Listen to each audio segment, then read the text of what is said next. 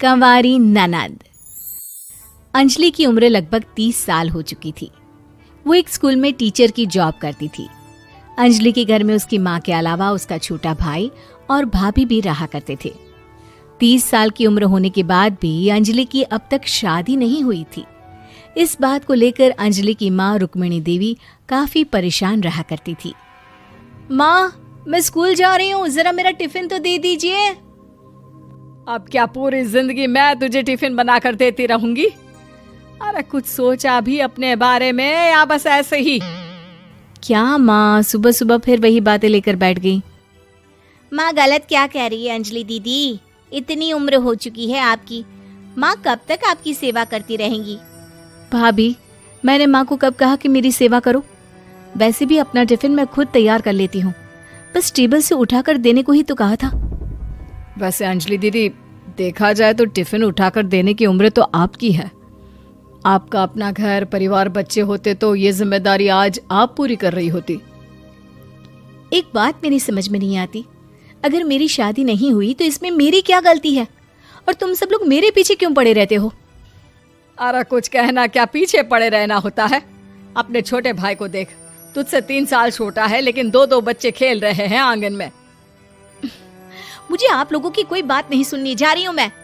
और आप में से किसी को मेरा कोई काम करने की जरूरत नहीं है, मैं खुद संभाल लूंगी। इतना कहकर अंजलि वहां से चली जाती है। शाम को जब अंजलि अपने स्कूल से लौटकर घर वापस आती है तो उसने देखा कि पड़ोस वाली निर्मला चाची वहां पर बैठी हुई थी।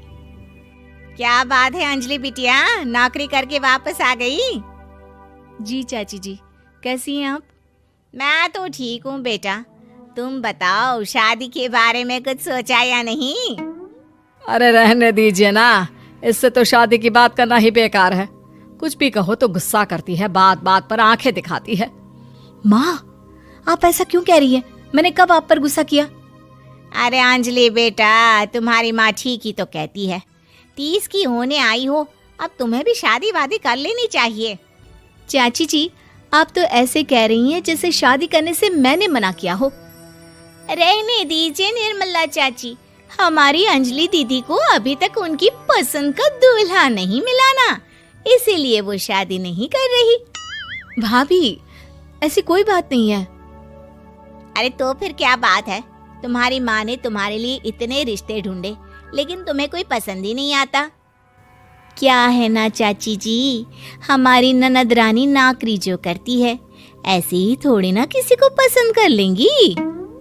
अरे भाई, नौकरी का घमंड है तो बात अलग है, कोई और बात हो तो बताओ, कोई रास्ता निकाला जाए। नहीं चाची जी, कोई बात नहीं है, बस मुझे अभी तक अपनी पसंद का कोई मिला नहीं है।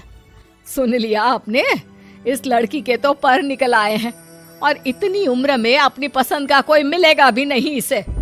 माँ, आप मेरी शादी को लेकर हमेशा मुझे ताने क्यों मारती रहती हैं? अपनी माँ की बातें तो ताने लगती है। ताने हैं? बताओ, मैंने कुछ गलत कहा क्या? देखो, ये सब छोड़ो, मेरी दूर की बुआ का बेटा है, उसकी अभी शादी नहीं हुई है, उम्र होगी कोई 34-35 साल। आप कहें तो बात आगे बढ़ाऊं? अरे हाँ, क्यों नहीं, ये भी कोई पूछने की बात है। अरे जल्दी से लड़के को यहाँ बुला लो। माँ, आप मुझसे पूछे बिना मेरी शादी की बात करने जा रही हैं और मेरी उम्र 30 भी पूरी नहीं हुई है। निर्मला चाची कह रही है कि वो लड़का 35 साल का है। अंजलि दीदी, आपको क्या लगता है इस उम्र में कोई फिल्म का हीरो आएगा आपके लिए?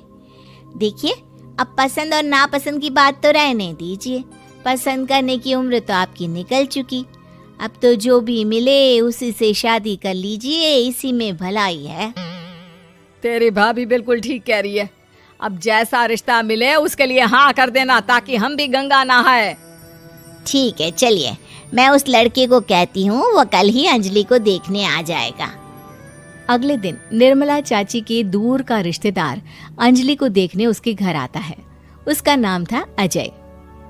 अंजलि जी, तो आप नौकरी करती हैं, वो भी स्कूल में? जी हाँ, मैं स्कूल में टीचर हूँ। हमारी बेटी बहुत होशियार है। अरे पढ़ने लिखने में इतनी होशियार है, इसीलिए तो इसकी नौकरी लगी है स्कूल में। हाँ ठीक है आंटी जी, जरा मुझे भी तो बात करने दीजिए आपकी बेटी से। जी पूछिए ना, क्या पूछना चाहते हैं?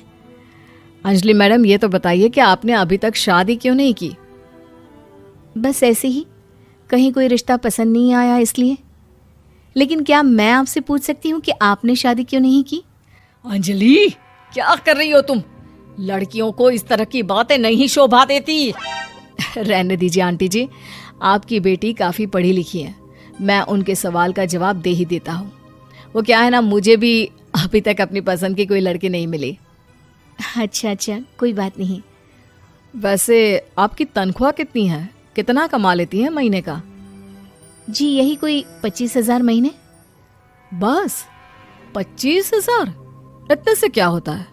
इतने से तो आजकल घर भी नहीं चलता। आपके कहने का क्या मतलब है? अरे मैं तो ये सोच कर आया था कि नौकरी वाली लड़की है, आराम से 40,000 कमाती होगी। माफ कीजिएगा, आपका और मेरा रिश्ता नहीं हो सकता। जी कोई बात नहीं, मुझे भी आपके साथ शादी करने में कोई इंटरेस्ट नहीं है। अंजलि, किस तरह की बात कर रही हो? घर आए रिश्ते को ठुकरा रही हो तुम। दीदी, अब इस उम्र में आपको इतनी अकड़ नहीं दिखानी चाहिए। अच्छा खासा रिश्ता हाथ से निकल गया, कहीं ऐसा ना हो कि जिंदगी भर कुंवारी ही रह जाओ आप। कुछ दिन और ऐसे ही निकल जाते हैं और अंजलि की शादी कभी नहीं होती। अंजलि के परिवार वाले बिंदास उसे ताने मारते रहते हैं, लेकिन अंजलि एक बड़ी नौकरी की तैयारी करती है और उसमें सिलेक्ट होने के बाद अंजलि को एक बहुत बड़ी नौकरी मिल जाती है। अब तो दीदी के नखरे और भी ज्यादा बढ़ जाएंगे भाई। अब तो इतनी बड़ी नौकरी जो लगी है, अब इनकी शादी होने से रही। माँ, मुझे नौकरी के लिए दूसरे शहर जाना पड़ेगा। आप जानती हैं ये बहुत बड़ी जॉब है और इसमें पैसे भी बहुत ज्यादा मिलेंगे। अच्छा, कितने पैसे मिलेंगे बेटा? माँ, मुझे हर महीने 90,000 सैलरी मिलेगी। क्या? अरे वाह वाह, ये तो बहुत अच्छी बात है। लेकिन फायदा क्या? कितने भी पैसे मिले, शादी तो हुई नहीं ना तुम्हारी। अंजलि नौकरी करने के लिए दूसरे शहर में चली जाती है और जब कुछ महीनों के बाद वो वापस घर आती है तो उसे अपने पति के साथ देखकर उसके घर वाले हैरान रह जाते हैं। अरे अंजलि, तूने शादी कर ली और हमें बताया तक नहीं। और दामाद जी करते क्या हैं? इतनी बड़ी कार है उनकी। माँ, मैं आपको सब कुछ बताना चाहती थी, लेकिन आप सबके ताने सुनकर बहुत दुखी हो गई थी और इसलिए मैंने अपनी पसंद से शादी कर ली। मेरे पति मेरे साथ ही ऑफिस में नौकरी करते हैं और बहुत बड़े अफसर हैं। और एक बात बताऊं माँ, आज मैं बहुत खुश हूँ।